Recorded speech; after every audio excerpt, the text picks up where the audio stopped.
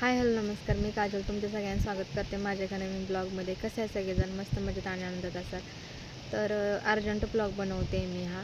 तर थंबनेलवरून तुम्हाला समजलं असेल आजचा ब्लॉगचा विषय काय आहे. तर ह्या व्हिडिओमध्ये मी माझ्या पत्र्याच्या घराची स्टोरी सांगणार आहे. माझं पत्र्याचं घर कसं बनलं आणि मी पत्र्याचंच का बांधलं, म्हणजे भिंती वगैरे का बाजून बांधलं नाही, तर शेडच का ठोकलेलं, अशा सगळ्या गोष्टीचा उलगडा करणार आहे. मला या गोष्टीचा उलगडा करायचा नव्हता, कारण माझी माहेरची बघतात, गावातली बघतात माहेरचे कोणी असेल तर त्यांना मला नव्हतं दाखवायचं. कारण कसं आहे, ते नंतर बोलून दाखवतात मोठ्या तोंडाने लग्न केलेलं असं आहे तसं आहे. भले ते किती जरी चांगलं असलं ना तरी ते बोलण्यात येतच. म्हणजे गावात चर्चा होती म्हणून नव्हतं सांगायचं.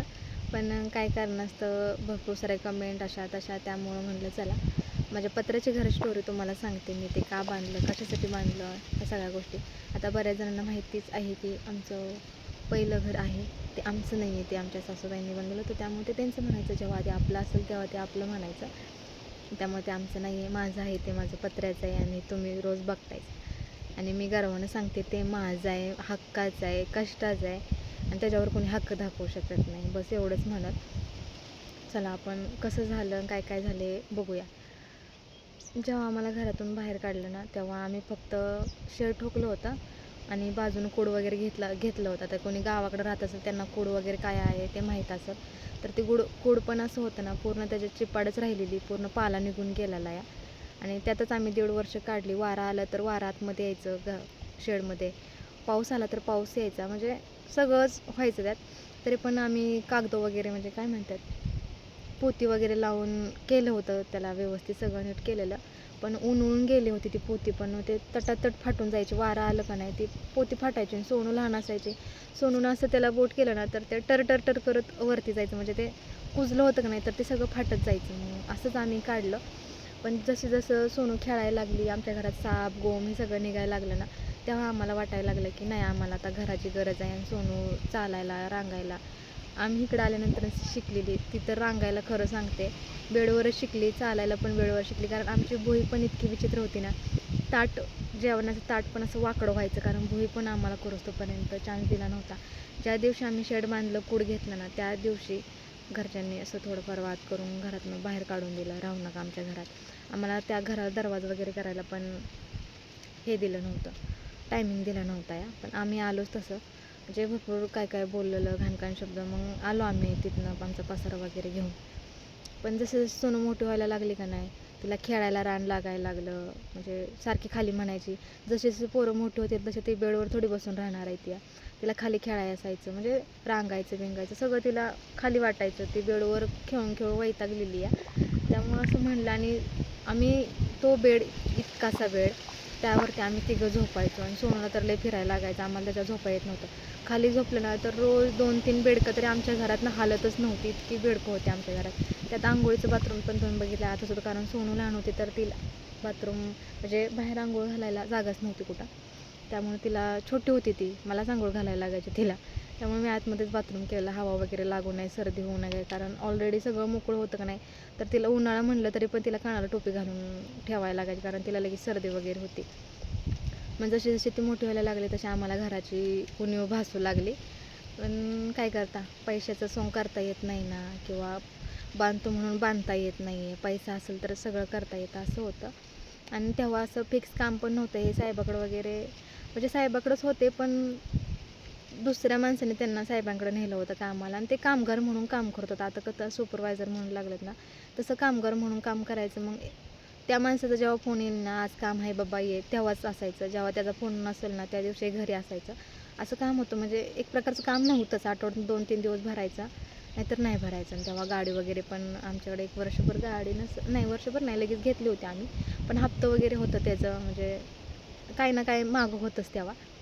मग करायचं काय, घर तर बांधायचं आहे आता, निवारा तर पाहिजे. कारण वारा आल्यानंतर तेव्हा ना माझ्याकडे फोन होता, दिवा जरी लावला ना तरी त्या शेडमध्ये दिवा विजायचा, कारण पूर्ण मोकळं शेड होतं. तर तुम्हाला ना माझ्याकडे 1-2 फोटो आहेत त्याचे. पाठीमागं काहीच नाही आहे, म्हणजे पूर्ण कागद लावल्यासारखं घर आहे. मग टाकेल मी बाजूला, तुम्ही बघा, किंवा व्हिडिओच्या एंडला पण टाकेन, लक्षात राहिलं तर एडिट करताना टाकेन. वारं पण सुटलं आहे आणि ना कोणी ना कोणी आवाज देत आहे, त्यामुळे मला व्हिडिओ स्टॉप करावा लागला. तर असं तर आणि घर बांधायला आता काही थोडा पैसा लागत नाही. साधं घर जरी बांधायचं म्हणलं ना 4 पानांचं आणि 4 भिंती, तरी पण 1-1.5 लाख रुपये तरी पुरतच नाहीत या. त्यात नुसतं उभं राहू शकतं. पत्रा, लोखंड आणि प्लॅस्टर, फरशी ह्याला तर वेगळंच लागतं आपलं. तेव्हा डोकं चालत नव्हतं की करायचं काय, एवढं तर आपलं बजेट नाही, आपल्याकडं रुपया पण नाही आहे, बँकेचं अकाउंट नव्हतं माझ्या नवऱ्याचं. म्हणजे ना अक्षरशः लय विचित्र दिवस होता. करायचं काय, घर तर बांधायचं आहे, पण बांधायचं कसं. मग तेव्हा हे ट्रॅक्टर चालत होतं आधी. मग हे म्हटलं मी कारखान्यावर जातो, 2-3 महिने कारखान्याचं जेवढं पैसे येतो ना तेवढ्यात बघू आपण कसं होतं आहे. आणि आमचं मी म्हणजे मी माहेरला जाताना ना त्या रोडला 2-3 शेड आहेत ना, ते मला लय आवडायचे पत्र्याचे शेड. कारण ना ते दिसायची पत्र्याचे आहेत म्हणून, पण ते अंगण, भलं मोठं अंगण, दारात झोपाळा, गाडी, झाडं, ही सगळ्या गोष्टी ना मला लय आवडायच्या. कारण मला शौक आहे त्या झाडांचा बिडांचा, मोठा अंगणाचा स्वच्छ ठेवायचा. त्यामुळे मला ते लय आवडायचं. ते शेड होतं ना ते भरपूर आवडायचं मला. तर मी इथं जातं म्हणायची, आपल्याला नाही जमलं ना मोठं घर बांधायचं, म्हणजे आहे तेच रूम, पण भिंती वगैरे बांधणं नाही झालं ना, तर आपण पत्र्याची पानं आणूया ना आणि उभं करूया, म्हणजे पत्र्याचं शेड करूया. मग माझा नवरा म्हणायचं मग त्यातच राहिल्यासारखं आहे, तो तरी कुठं पक्का निवारा झाला. म्हणायचे बघूया नंतर ना. आता हे कसं कूड होतं ना, ते वाऱ्यानं बिरानं गेलं होतं. पत्र तर तसं नाही होणार ना, किंवा उन्हाळणार नाही, ती कुजणार नाही, ती तांबारणार, तर पण लगेच होणार नाही आहे. त्यामुळं आपण आपलं तात्पुरतं करायचं आहे, आपल्या भविष्यात जेव्हा घर होईल तेव्हा होईल. मग असं पटलं, त्यांना पण पटलं की आपलं बजेट नाही आहे आणि कारखान्यावर गेलं तरी पण असं किती पैसे पडणार तर 2-3 महिन्याचं 30पर्यंत जाईल, म्हणजे 15,000 रुपये पगार. तर 2 महिने ते पण आम्हाला तेव्हा गाडीचा हप्ता होता आणि मलाही माहेरला सोडवायचं ना. तिथं सोनू सारखे आजारी पडायचे. आठवड्यात नाही तर तिथं दवाखान्याचं चक्कर व्हायचं आमचं. मग पैसे भरपूर लागत होतं. घरात असताना तेव्हा वारं सुटत नाही, जेव्हा बाहेर येते व्हिडिओ बनवायला. आणि ठरलं आमचं कारखान्यावर जायचं. मग त्यांनी मला मम्मीच्या तिकडे घेऊन सोडलं आणि मला वाटते 1.5 महिन्याच त्यांनी काहीतरी कारखाना केला. कारण सोनू आजारी पडली, ती तिच्या बापाशिवाय राहत नव्हती. मग ते आले, ते नंतर माघारी गेले नाहीत. आणि त्या ह्याच्यात आम्ही शेडचं सामान आणून टाकलं होतं. आणलं पण घेतलं. 1 महिनाभर त्यांनी केलं असेल काम आणि महिना भरल्यानंतर ना त्यांनी त्यांच्या मालकाला म्हणले की मला सामान घेऊन द्या. म्हणजे महिन्याला पगार होतो ना, म्हणले की मग सामान घेऊन द्या मला, अजून 1 महिना करतो बघा किती होतं आहे. सामान वगैरे घेतलं, इथं आणून टाकलं आणि नंतर ना अजून 10-15 दिवस त्यांनी भरलं असेल. सोनू आजारी पडले, ते माघारी आले, ते नंतर काय गेलेच नाही का. पण ते पैसे आमच्या उरावरती आलं होतं, कारण भरपूर सारे पैसे झालेलं. लोखंडाचं, पत्र्याचं, दरवाजा, या सगळ्या गोष्टी धरून भरपूरच पैसे झालेलं. आणि आमचं 2 महिना पण कंटिन्यू भरणं होते. 30,000 पण पगार नव्हता आम्हाला आला. 25 पण नसेल, मला वाटते 20,000पर्यंत, 20-22पर्यंत गेला असेल काहीतरी. आणि तेवढ्यात काय आमचं हे झालं नव्हतं. मग हे आल्यानंतर ना तो मला त्यांना फोन करायला लागला सारखा की तू पैसे तरी देणार आहेस का नाही, की सामान तरी मग आणू. तर सामान तर माघारी नेणं बरोबर नव्हतं वाटणार. दारातून आपलं सामान इतक्या म्हणतात ना, स्वप्न होतं आमचं ते घराचं. छोटंसं घर होतं, पण आमचं ते स्वप्नातलं घर होतं. ते सामान दारात आणले आणि आता आम्ही आज न उद्या बांधू आणि म्हणजे शेड ठोकून सामान उचलून नेणं ते बरोबर पण नाही वाटणार. म्हणजे बाकीच्यांना छान वाटेल, पण आपल्याला त्या गोष्टीचं वाईटच वाटणार ना. म्हणून आम्ही ते पैशाची कशीबशी जुळवाजुळव केली ना, कोणाला मागितलं नाही. आम्ही दोघांनीच काय कसं करून ते पैसे देऊन टाकलं. पण झालं असं, ते इकडून ज्यांच्याकडून उचलून वगैरे घेतलेलं ना त्यांना आम्हाला लगेच द्यायचं होतं या. त्यामुळे आमचं सामान दारात वगैरे आणून पडलं. म्हणजे तेव्हा पावसाचा दिवस होतं. म्हणजे नुकतंच उन्हाळा लागला होता, धुलवड होळी होती ना, तेव्हा आमचं शेड बांधाय काढलेलं. पावसाचं दिवस गेलं होतं निघून, म्हणजे दिवाळी वगैरे झाल्यानंतर आम्ही तसंच त्या कुडाच्या ह्याच्यात काढलं होतं कसं बसं दिवस. लय सामान आणून टाकल्यानंतर वाटायचं कधी घर होतं. कारण मला माझ्या मनाप्रमाणे सजवायचं होतं. कारण जेव्हा आम्ही शेडच्या रूममध्ये राहत होतो का नाही, त्या कुडाच्या घरात, तेव्हा सामान माझ्या मनासारखं लागलेलं नव्हतं. कारण कुठं ठेवायचं, सगळीकडून पाणी येत होतं या. तर मला भांडी पण कपाटला सगळी मांडा येत नव्हती, कारण वारा आलं का नाही कुठं हालायचं आणि सगळी भांडी खाली पडायची. त्यामुळं मी कप वगैरे किंवा माझी अर्धी भांडी तर मी बेडमध्येच ठेवलेली, सगळं सामान पण काढलं नव्हतं. लय आशा होती की कधी म्हणजे घर बनतंय. आणि जे 1 महिना आम्ही अर्ध पैसे फेडलं, त्यांचं थोडंसं जवळ साठवलं. कारण शेड ठोकायला येणार त्यांना पण भरपूर पैसे मागतात ते. थोडंसं पैसे साठवलं आणि धुलवडीला का होळीला आम्ही त्यांना बोलवलं.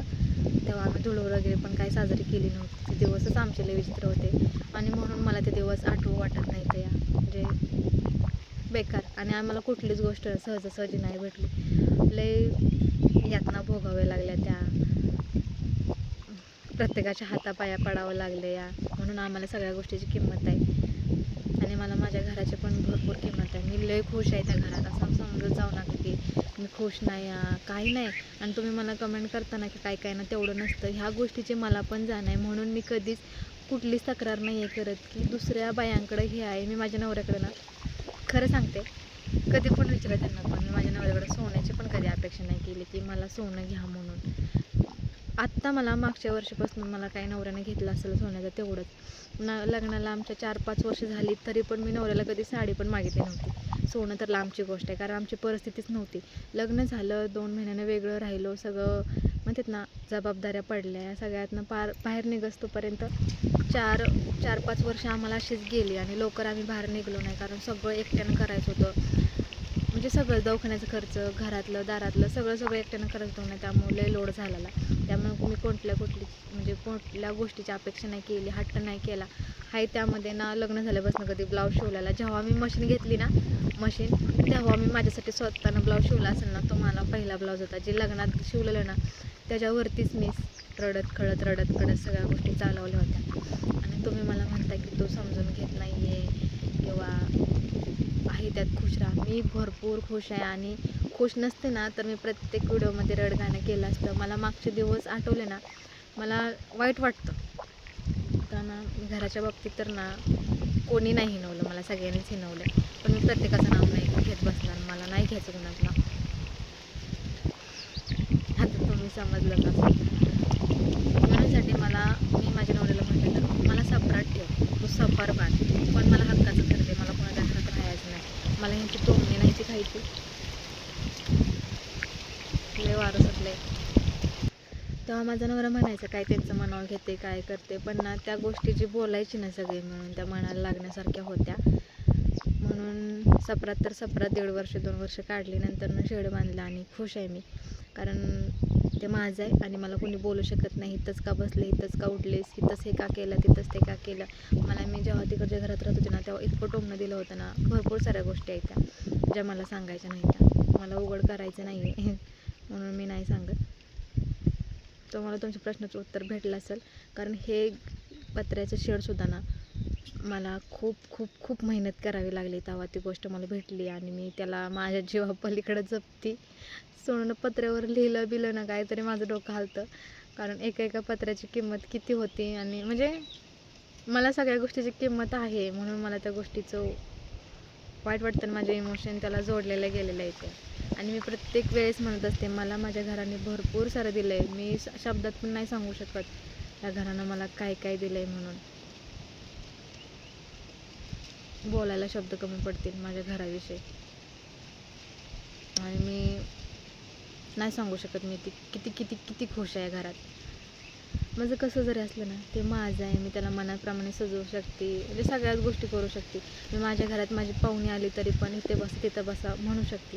पण मी तिकडच्या घरात जेव्हा माझी मम्मी तर कधी आलीच नव्हती तिकडच्या घरी, पण एकदा मावशी वगैरे आलेली का नाही तर त्यांना पण अडचणल्यासारखं होत होतं. कारण ते घरातले जेव्हा त्यांना त्या खुनशीनं बघायची ना ते मला पण बरं वाटत नव्हतं.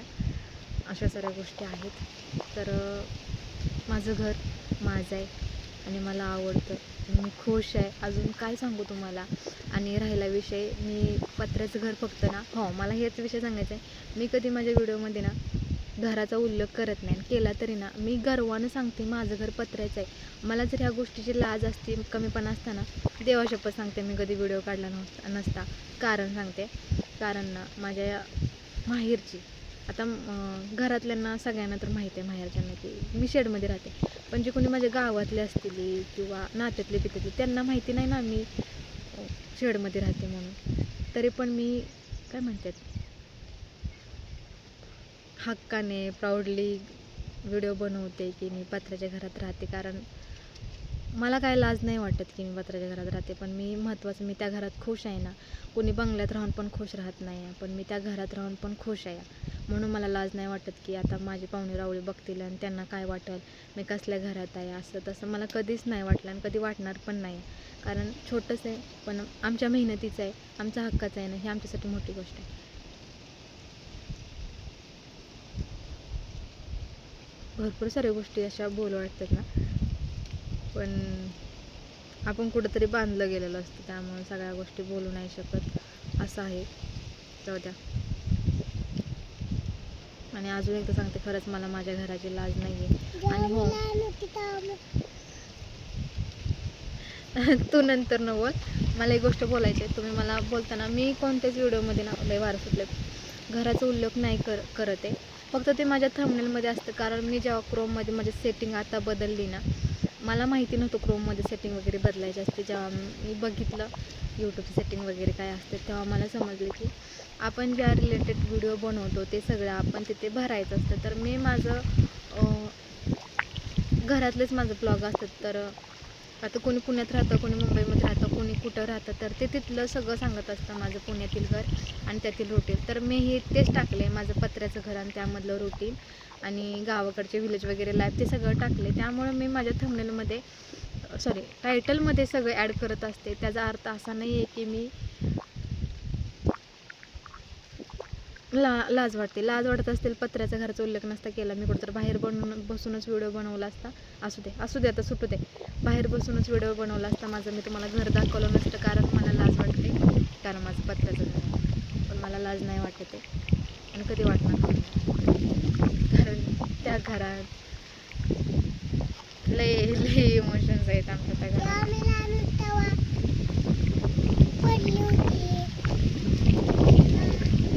माझी सोनू तिथंच रांगायला शिकली, तिथंच चालायला शिकली, तिथं बोलायला शिकली, सगळ्या गोष्टी. कारण ना ती लहान होती.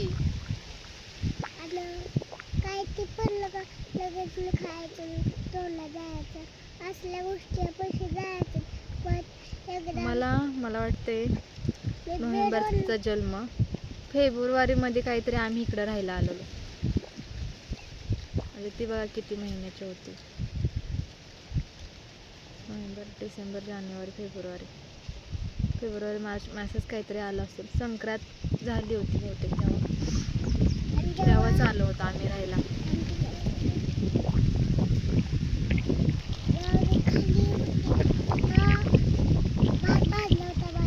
हो सांगायचं राहिलं, पाऊस येत होता आणि माझी पळापळ चाललेली, कारण सगळं मला पाऊस आला ना अक्षरशः मला कपाट पुढं घ्यायला लागायचं. जे आमचं ड्रेसिंग टेबल तुम्ही मला म्हणता ना,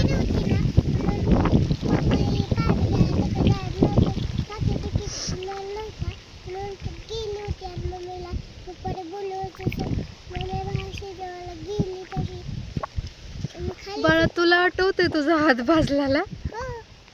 अरे ही लई लहान होती तेव्हा, 6-7 महिन्याची असेल. मला वाटते ती रांगाय शिकलेली आहे तेव्हा. रांगतच गॅसपाशी गेलेली, पाऊस यायला लागलेला आणि घरी कोणीच नव्हतं. माझी पळापळ चाललेली, कारण पाऊस आला ना मला अक्षरशः कपाट पुढे घ्यावं लागायचं, कपाटावरची भांडी काढावी लागायची, सगळ्या गोष्टी गाडीवरची गादी वगैरे गुंडवून ठेवावी लागायची, कारण पावसानं भिजायची, पूर्ण पाऊस आतमध्ये यायचा. आणि मी बाहेर भांडी पण आमची ना प्यायची पाण्याची पण सगळी बाहेर होती. तू आता कशी लाईन लावून ठेवली की नाही तसंच मग ते मोकळे. तेव्हा आमचं बाथरूम वगैरे नव्हतं, आता कसं मी बाथरूम वगैरे मध्ये ठेवली, तर तेव्हा मला ते सगळं घरात नेऊन ठेवायला लागायचं का नाही. तर मी भांडी वगैरे न्यायला आली आणि गॅस पण विजायचा, वारं सुटलं का नाही, घरात दिवा राहत नव्हता. थांब ना, तर गॅस काय राहणार आहे ना, मग मी गॅस वगैरे लय वारं सुटल्या, गॅस वगैरे स्वयंपाक वारं सुटायच्या आधीच करून घ्यायची मी. आणि तो गॅस पण कसला होता माहिती आहे का, मला लॉटरीवरती लागलेला 3 बर्नरचा काहीतरी म्हणतात ना तसला गॅस होता. तो लई हळूहळू चालायचा, म्हणजे इतका काही खास नव्हता तो, होता खास बरं का. नंतर पाऊस वगैरे येईल म्हणून मी आधीच सगळा स्वयंपाक करून ठेवायची. आणि गॅस चालू होता माझा, भात घातलेला, आणि सोनूला तेव्हा भात इतका आवडायचा ना, तिला भात शिजोस्तोपर्यंत पण दम नव्हता या. मी बाहेर होते, माहित आहे त्यांना कळत, ती तुझ्या लय शहाणे तुझ्यापेक्षा गबस. आणि ही बया गेली आणि मी बाहेरच होती, आणि डायरेक्ट तिनं चालू गॅस आहे, भात उकळतोय, आणि तो भातच धरला होता आणि लय भाजलं होतं. आणि म्हणजे माझ्याकडून काय काय चुकी झाल्या त्यांना, त्या चुकीनंतर माझ्याकडून कधीच चूक नाही झाली, कारण त्या चुका लय ह्याच्यावरती बेतल्या. ते एकदा बेडवरून पडलेली, पाणी भरायचं होतं, सासऱ्याने आमच्या कालवा लावला, पाणी भरा. आणि हिला कुणी घेत नव्हतं, खरं सांगते, हिला घरात कुणी घेत नव्हतं. हिचा लाड होत नव्हता, कुणी विचारतच नव्हतं. त्यांना काही सुखदुःख नव्हतं, त्यांना घरात लहान बाळ वगैरे आहे म्हणून काय वाटत नव्हतं या. त्यामुळं मी पाणी भरायला गेले आणि ही उठली होती. आणि पाण्याचा आवाज किती येतो माहिती आहे तुम्हाला, मोटर चालू केल्यानंतर किती जोरात येतो. मग त्या आवाजानं आणि आम्ही जाऊबाईन मी आम्हाला टाकीतनं असं भांडी भरून ठेवायला लागायची, त्यामुळे ते आवाज आलाच नाही. आणि ही पडली होती खाली. आणि ही आपलं जोडलेलं असतं की नाही आतमधलं, ती शिरतीची तुटलेली, अक्षरशः पूर्ण रगात खाली पडून आळून गेलं होतं, इतकं तिला लागलं होतं, सगळं सुजलं होतं. ती एक पहिली चूक होती. दुसरी चूक होती माझं लॉंग गळ्यातलं घातलेलं मी, ती पदकचं, ती तिच्या हिता अडकलं. मी जेवत होते आणि तिला मांडवी घेऊन जेवत होती, कारण तिला कोणी घेत नव्हतं, मी तुम्हाला आधी सांगितलंय. तिला जेवताना मीच घ्यायचं, कपडे धुताना मीच घ्यायचं, सगळं मलाच करावं लागायचं. थांब थांब थांब मी सांगते. मग तिला मी घेऊन जेवत होती. सोनपप्पाला कामाला जायला उशीर झालेला आहे. आणि नंतर ही काय मला जेवण देणार नव्हती, मला नक्की आहे. नंतर मला 12ला 1ला भेटला असतं, म्हणून मी पण त्यांच्यासोबत जेवायला बसले. नेमकी उठून बसली आणि तिला घेऊन खात होती. आणि तिनं आमच्या संग आम्ही खातोय आणि हिनं कारभार ते गळ्यातलं घातलं नरड्यातच, टाळ्यात घुसलेलं, निघत नव्हतं. ती दुसरी चूक. आणि तिसरी चूक भाजलेलं. नंतर कधी चुका नाही त्या झाल्या, म्हणजे तिला राहू देत, व्हिडिओ मोठा झालाय. मला एकच गोष्ट सांगायची, जेव्हा धुवून धुवायला गेले तेव्हा कोण घेत नव्हतं.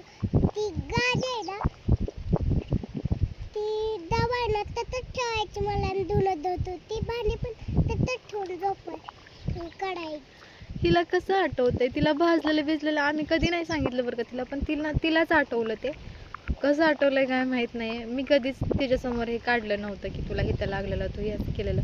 कारण लहान मुलांना आपण त्यांनी काय जे लहानपणी केलंही सांगितलं का नाही, ते डबल करते ती, म्हणून मी तिला त्या गोष्टी सांगत नाही. पण ती तिला स्वतःहूनच आठवते. एवढी हुशार आहेस हां. जाऊ द्या, असू द्यात.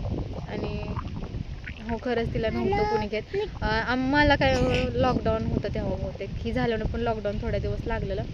मग हिला काय वाकर वगैरे भेटलं नव्हतं. मग जाऊबाईच्या मुलाचं वाकर होतं का नाही, मग हिला चालायला आम्ही तो म्हणजे टाकायची त्यात. ती जी उंची तर इतकी कमी होती, तिला लटकायची ते वाकर. हा थांब ना, ते वाकरमधून तिचे पाय पण टेकत नव्हतं या, तरी पण मी तिला वाकरमध्ये टाकायची, कारण तिच्या मानेमध्ये जीव होता. म्हणजे मान ती अशी हलवत नव्हती, पूर्ण अवसान आलेलं तिच्या मानेत. मग मी टाकायचे त्या वॉकरमध्ये आणि त्यामध्ये भांडी, खाटाला बांधायचं वॉकर, मग भांडी घासायची. आणि तिकडं जर कपडे धुवायला गेली ना, एक मुळी होती बाहेर निघालेली अशी झाडाची, करंजाची, त्या मुळीला बांधायचे. आणि ती मुळी रशी बिशी बांधली ना, ती नेमकी वॉकर माझ्या गुडघ्यापासून येऊन टेकायचं. आणि ती मग पडायचं नाही भीती, किंवा पाण्यात हात घालायची भीती नाही. हातात काय दिलं ना, ती आपलं चोकत ती खेळायचे. म्हणजे नाही कोणी घेतलं माझ्या लेकरांना. आता मात्र हक्क दाखवते सगळे, मारू नको, असं करू नको, तसं करू नको. लहानपणी नाही कळलं तुम्हाला या सगळ्या गोष्टी. मला सांगायचं, आंघोळ करताना ना, आता घरात बाथरूम आहे. जेव्हा आम्ही तिकडं राहत होतो ना, म्हणजे जे ह्यांचं पहिलं घर होतं, सासूबाईचं यांचं घर, तर तिथं बाहेर आंघोळ करायला यावं लागायचं का नाही. तर सोनू तेव्हा 5-6 महिन्याची होती का नाही, तर मी तिला बाथरूममध्ये आंघोळीला घेऊन जायची. तिच्या तोंडावर पाणी यायचं, मग तिचं असं श्वास घ्यायला यायचं नाही तिला. म्हणजे मी काही गोष्टी इतक्या मनात ठेवल्या, त्यांना कधी बोलून नाही दाखवल्या, आणि मला कधी दाखवायच्या पण नाही त्या. लहान होती त्या घरात लपसायला, ती बाथरूम आहे ना, तर लपसायला होता, म्हणजे बेड पण ठेवायला जागा नव्हती. आणि एक दिवस मामा आली होती, कधी कधी ना, तेव्हा पण मला रडाई यायचं की काय देवा माझ्या हालत, माझ्या लेकराला. मला तर नाही विचारत, ह्याच्यात काय मला वांद नाही, मला विचारू पण नका. पण लेकराला पण घेत नव्हती. म्हणजे वाईट वाटायचं. मी जेव्हा तिला आंघोळीला घेऊन जायची का नाही, तिच्या साबण डोळ्यावर उडायचा, आपलं आंघोळीचं पाणी, कारण बाथरूम पण लय मोठं नव्हतं, एक फरशीच 1.5 फरशीचं बाथरूम. बादली किती ठेवायची, आपण किती आंघोळ करायला बसायचं, आणि ते सोनलं कुठं ठेवायचे, म्हणजे तोंडावरती पाणी उडायचं. तेव्हा लय वाईट वाटायचं, म्हणजे अक्षरशः मला रडायला यायचं. आणि मी कित्येक वेळा रडली आहे. मी माझा नवरा उशिरा न्यायचं का नाही, मी 11 वाजेपर्यंत स्वयंपाक करायचा असायची, तिला खेळवत तिला झोपवत लय, म्हणजे म्हणून नाही मला ना आठव वाटत ते तेव्हा आमच्याकडं फोन पण नव्हता. ही झाल्यानंतर ना, मला कधी फोन भेटला माहिती आहे का, एका वर्षानेच भेटला असेल. ते पण हे कारखान्यावर गेलेलं, आणि एक दिवस घरी आलं, आणि आम्ही हॉस्पिटलला घेऊन निघालो दहिवडीला. तर तिथं आम्हाला एक फोन सापडलेला, पण त्यात मेमरी कार्ड वगैरे काहीच नव्हतं, असाच मोकळा फोन होता. मग तो कसला होता काय माहिती. आणि आम्हाला कळलं पण नाही, कारण त्यातला फोटो डिलीट झालेला, सगळं डिलीट झालेलं. आणि तोच फोन मी वापरला असेल काही महिना. ती पण सोनूसाठी त्यात गेम वगैरे घेतलेली, तो तिनंच वापरला. नंतर सोनूच पप्पाचा फोन फुटला बहुतेक, काहीतरी झालं. मग माझा फोन ते घेऊन गेलेलं. फोन पण नव्हता आमच्याकडे की तिला मी टाईमपाससाठी द्यावं म्हणून. ते दिवस लय विचित्र होतं. मला आठवलं ना, म्हणजे ना माझ्यासोबत जे जे माणसं तशी वागलेत ना, अजून माझ्या डोक्यात बसतात की बाबा ना, ह्या माणसामुळे माझे ते दिवस होते. मला सांगू दे. जेव्हा बाथरूम करायचो, जेव्हा मामा आलो होता बेडातच होता आणि एक जरा राहू द्या, चला. ईट होती, थांब. त्यात दगड होतं, ते खाल्लं होतं. बाबांचं लक्ष माझ्याकडे गेलं होतं. हे मला नाही आठवत हं. मला नाही आठवते. तर असं जाऊ द्यात. तुम्हाला समजलं असेल माझं पत्राच्या घराची स्टोरी. त्यामुळे मला लाज नाही आहे. मी गर्वानं सांगते की माझं पत्र्याचं घर आहे आणि मी त्यात खुश आहे, मी आनंदित आहे आणि ते आम्ही बांधले असं मला वाटतं. आणि घरच मी आनंदित आहे. आणि आता मला त्याच्यावरती बोलू नका की, आणि आता कोणी असं पण म्हणलं त्याच्यावरती पैसे कमवते. प्रत्येकजण पैसे कमवायसाठीच काहीतरी करत असतं. कोणी चांगलं घरात असेल राहत तर ते त्या दाखवून पैसे कमवतं. आणि माझ्या घरात तर चांगलं दाखवण्यासारखं नाही, पण माझ्या व्हिडिओमध्ये एक शिकण्यासारखं आहे, जे मी पण कोणाच्या तरी व्हिडिओमधून शिकले की परिस्थिती कशी पण असू त्यात खुश राहणं महत्त्वाचं आहे, समाधानी राहणं महत्त्वाचं आहे. आपण असलं या दुसऱ्याकडे ते आहे, आपल्याकडे काहीच नाही असं म्हणून दुःखी राहण्यात काय अर्थ नसतो. तो माणूस कायम दुःखीच होतो, तो कधी सुखी होऊ शकत नाही. हे माझ्या व्हिडिओमध्ये तुम्हाला बघायला भेटेल. कारण ना, खरं सांगते, मी कधी कोणत्याच गोष्टी, मला कधी कपडे पाहिजेत म्हणून मी हट्ट करत नाही, मला पार्लरला घेऊन चला म्हणून हट्ट करत नाही, काहीच नसतं माझा हट्ट. आणि मला जे वाटेल ना गोष्ट मला ही पाहिजे ती मी माझ्या कष्टानं, माझ्याला जे पैसे भेटले ना त्यातनं मी पूर्ण करते. नवऱ्याकडून कोणत्या गोष्टी अपेक्षा करत नाही, कारण मला माहिती आहे माझ्या आता नवऱ्याकडे तेवढी ताकद नाही मी जो हट्ट करत ते पूर्ण करेल म्हणून. जेव्हा आमचे दिवस बदलतील, ती हट्ट करायच्या ती गोष्ट मला भेटेल किंवा नाही पण भेटेल, त्या गोष्टीवर मला आयुष्य नाही घालवायचं एवढं मला वाटतं. बस ते गोष्टीनं आपलं आयुष्य जाणार नाही पुढं, तिथंच थांबल. आणि माणसाच्या अपेक्षा काही संपत नाहीत, वाढत जातात. त्यामुळं न अपेक्षा आहे त्यात खुश. तसं आता अजून काय बोलण्यासारखं भरपूर आहे. खूप मोठा ब्लॉग होईल ऑलरेडी. आज कधीच नाही. मी ना, माझं लग्न झालं नंतर जेव्हा मी यात्रेला गेली ना, कुठल्या पण यात्रेला असू दे, मी सोनूसाठी खेळणी, तिच्यासाठी मेकअपचं सामान आणि घरासाठी माझ्या लग्नात भांडी दिलेली. पण तेवढ्यात आपलं भागत नाही, आपण बाया हया म्हणजे बायका ना, किती पण आपल्या घरात भांडे असू दे, पण यात्रेत कुठलं नवीन व्हरायटी भांड्याची आली का ती आपल्याला पाहिजे असतात. तर मी सुद्धा कधीच माझ्या डोक्याला चाप घेतला नाही ना, कधी कानातले घेतले माझ्यासाठी, कधीच नाही. कुठं डबाच घे, नवीन काही दिसेल ना वेगळं ते मला पाहिजे असतं. या आज माझ्या घरात सगळं ना डबल टेबल आहे, तव्यापासून कढईपासून पातेल्यापासून सगळं डबल आहे.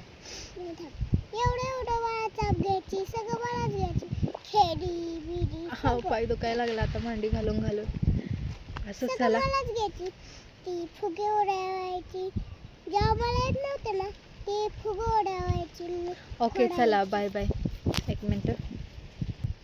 तर चला जाऊ द्यात. व्हिडिओ खूप मोठा झाला, अर्धा तासाचा व्हिडिओ व्हायला आला आहे, म्हणजे 28 मिनिटाचा झाला आहे. तर बंद करते मी माझं आता भाषण. खरं सांगते, बोलण्यासारखं भरपूर साऱ्या गोष्टी आहेत त्या माझ्या घराविषयीच.